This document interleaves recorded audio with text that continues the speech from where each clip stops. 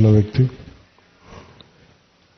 వారు ప్రత్యేకించి ఈరోజు స్టేట్ గెస్ట్గా ఈ కార్యక్రమం నన్ను తీసుకున్నందుకు మనస్ఫూర్తిగా గౌరవ ముఖ్యమంత్రి రేవంత్ రెడ్డి గారికి నా హృదయపూర్వక నమస్కారాలు, హృదయపూర్వక ధన్యవాదాలు.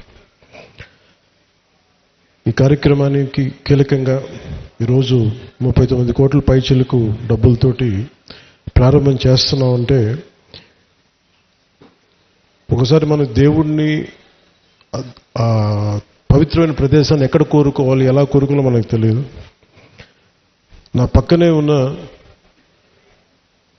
మేడిపల్లి సత్యం గారు ఎన్ఎస్యుఐ అధ్యక్షుడిగా ఉన్నప్పటి నుంచి, ఉస్మానియాలో ఎన్ఎస్యుఐ అధ్యక్షుడిగా ఉన్నప్పుడు 2008-7 నుంచి 2007. సో మేమిద్దరం, మాకు గ్రూప్ ఉండేది, మేమందరం చాలామంది కలుస్తూ ఉండేవాళ్ళం. సో ఆ టైంలో మా సత్యం బ్రిలియన్స్ మాకు తెలుసు, బలమైన స్టూడెంట్ లీడర్. సో మీ అందరికంటే ముందు మేము సత్యం గారికి కనిపి మేము ఇలాంటి వ్యక్తి ఉండాలి తెలంగాణ రాజకీయాలు మేము కోరుకున్నాం. సో సత్యం గారిని ఆ రోజు చేస్తే నాతో పాటు మేమంతా కలిసి చేసేవాళ్ళం యోజన విభాగంలో కూడా. తర్వాత టైంలో చేయాల్సి వచ్చింది, మన పోటీ చేయాల్సిన పరిస్థితులు కూడా వచ్చినాయి. కానీ ఎప్పుడు కూడా తెలంగాణ ప్రజల పట్ల, సమాజం పట్ల బాధ్యత ఉన్న వ్యక్తి. అలాంటి వ్యక్తి ఈ రోజున మనకి చొప్పదండి నియోజకవర్గం నుంచి ఎమ్మెల్యేగా ఉన్నందుకు మనస్ఫూర్తిగా ఈ కొండగట్టు వారి నియోజకవర్గంలో ఉన్నందుకు నాకు మరింత ఆనందంగా ఉంది. చాలాసార్లు నాకు కొండగట్టు పునర్జన్మనిచ్చిందంటే దానికి ప్రత్యక్ష సాక్షి మన సత్యం గారు.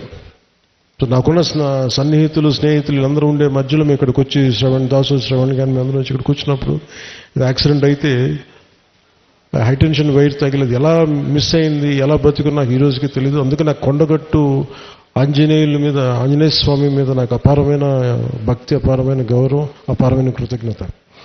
ఈరోజు అర్చక ప్రముఖులు కోరుకున్నారు, మాకు ఇక్కడ ఒక దీక్షా విరమణకి శాస్త్రం, మనకి ఏదైనా చౌల్ట్రీ ఏదైనా కావాలి, దీనికి ఏదైనా చేయమంటే నేను ఆ రోజు విన్నాను. కానీ అదృష్టవశాత్తు స్వామివారి కటాక్షం, ఆశీస్సులు, అక్కడ కూటమి ప్రభుత్వం రావటం, నారా చంద్రబాబు నాయుడు గారి నాయకత్వంలో మేమందరం కలిసి పనిచేయటం, గౌరవ ప్రధాన